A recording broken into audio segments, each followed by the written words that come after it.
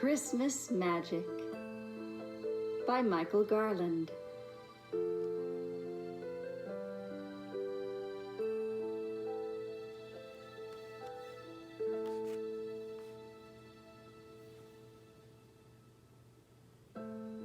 Emily had always loved Christmas Eve, but this year something about it felt different.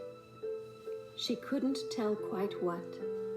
Maybe it was the way the snow glittered and danced as it drifted down from the sky. It seemed to her that the snowflakes had never been so perfect. She watched the boy who was moving in next door. He seemed too shy to even say hello. A new friend would be nice, she thought. But he went inside before she could think of what to say. Emily continued to roll the snowball she was forming and tried to imagine how her snow woman would look when she was done.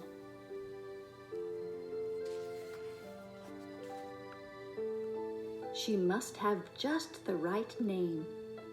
Something fancier than mine, Emily thought, as she balanced 2 more snowballs on top of the first one. I know. I'll call her Katrina. With an old coat and hat from the attic, a carrot from the pantry, and some coal from the basement, Emily set to work. When she finished, she stepped back to admire her snow woman. Good night, my beautiful Katrina, she said softly.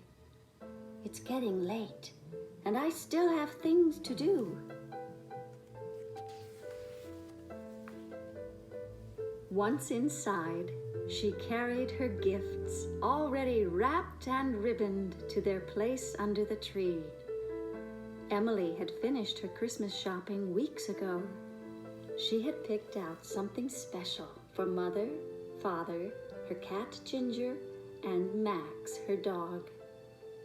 Next, she lifted the delicate angel choir from a cardboard box and carefully placed each figure on the round table.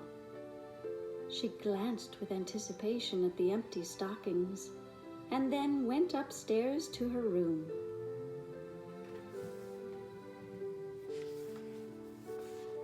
Emily changed into her cozy nightgown and looked out the window to check on Katrina. She was surprised to see the boy next door building a snowman in his front yard. I wonder what his name is, she whispered to Max and Ginger.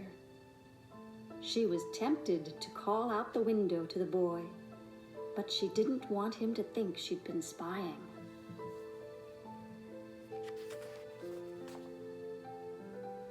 Mother and Father tucked her into bed, turned out the light, and closed the door. But Emily was still wide awake. She couldn't help thinking about Katrina again. She climbed out of bed and crept to the window. She was amazed by what she saw. Katrina's head was turned toward the snowman in the next yard, and his head was now tilted toward her. Emily knew it was impossible, but they seemed to be looking at each other.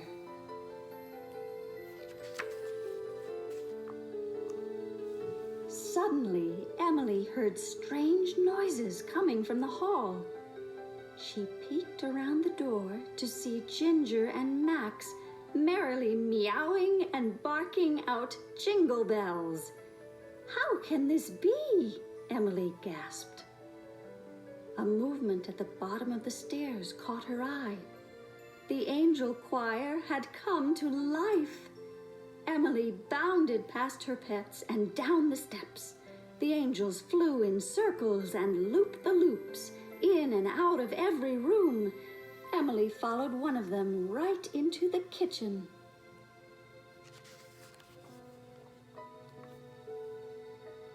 Emily stopped in the doorway. She was astonished to see an army of mice making Christmas pies.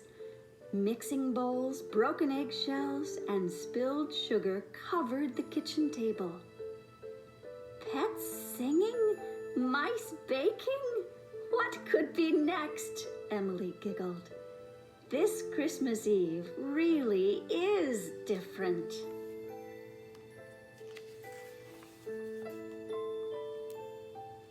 From the kitchen, Emily went into the parlor. She was just in time to see the Christmas stockings jump down from the fireplace mantel and form a chorus line. With each kick, they spilled more of their goodies onto the floor.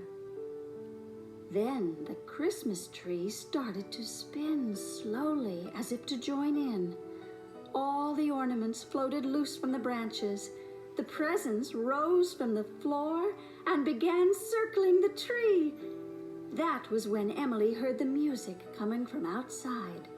She rushed to the window.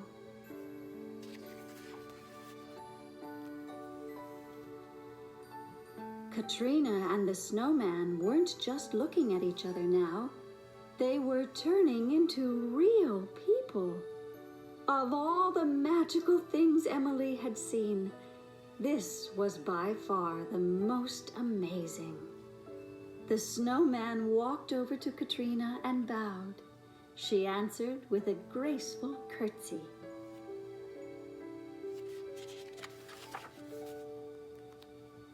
Emily watched the dashing couple swoop and swirl over the glittering snow. In one last sweep, they danced to the steps of her house.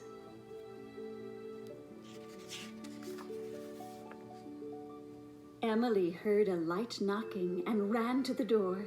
She was so excited she could hardly open it. There stood Katrina, radiant in her snowy gown.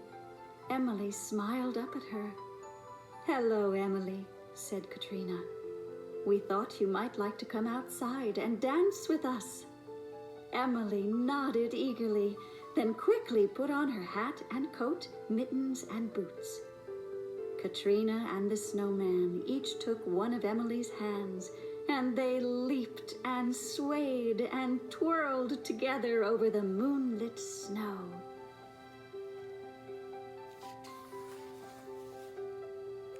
When the snow stopped falling and dawn was near, Katrina looked up at the brightening sky.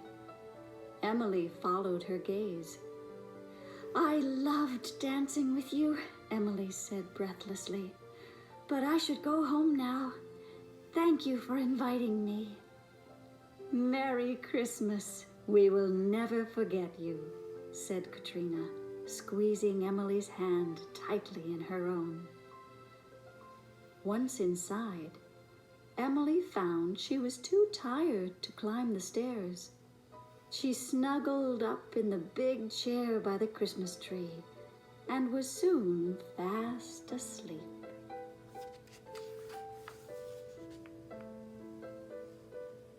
The next thing Emily knew, she felt a gentle shaking. She sat up and looked around in bewilderment. The stockings hung peacefully above the fireplace. The angels stood exactly where she had placed them. "Did the mice finish baking the pies?" she asked. Father laughed. "That must have been some dream." "Maybe I did dream the whole thing," she thought. "There's only one way to find out." Emily pulled on her coat over her nightgown and ran outside.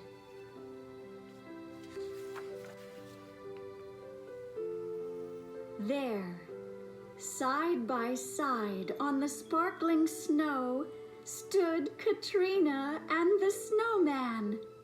The boy from next door was there too. "I can't believe it," he whispered.